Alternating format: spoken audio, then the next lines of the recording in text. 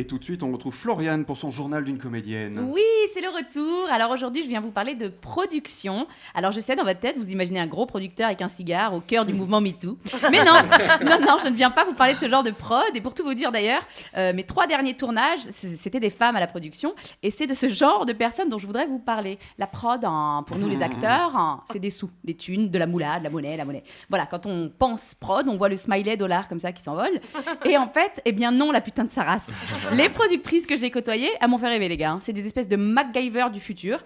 Ah ouais, elles sont au financement, ok, d'accord, certes. Mais, s'il leur manque un figurant, elles se retrouvent sur le set en 2 secondes avec une casquette McDo sur la tête, entre 3 mails parce que les lieux de la dernière scène qui doivent être tournés demain ont été annulés. Et putain, va trouver un établissement scolaire avec des dortoirs pour dans moins de 24 heures. Et si au milieu de tout ça, il manque un técos parce qu'il s'est pas réveillé, la meuf va le chercher chez lui, le sort du lit, le lave, le ramène sur le plateau. Oublie pas de lui mettre du déo, s'il te plaît.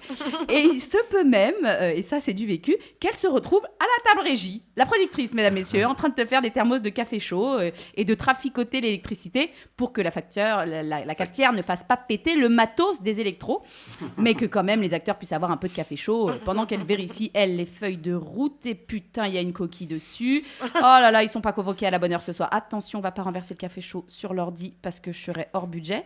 Déjà, elle a déjà dépassé le budget parce que toutes les prods dépassent le budget. Ça fait partie du jeu, on dirait. Faisons un budget qu'on va dépasser. Bah oui, bien sûr, tiens, prenons-nous la tête à faire de la compta de merde pour pas respecter le budget et jeter des kilos de bouffe. Ah non, alors ça, c'était pas de la faute de la prod, mais du cuistot. Enfin, ceci dit, notre productrice un jour est passée à la cuisine. Je vous l'ai dit, la meuf était un couteau suisse. Et vas-y qu'elle devait respecter les régimes multiples et variés de toute l'équipe. Entre la comédienne relou qui voulait manger 0 calories. Salut. Le technicien intolérant au gluten et le perchman qui peut pas manger après 18h. La réa qui est végane. Enfin bref, elle était bien, la prod avec sa raclette. Elle était bien.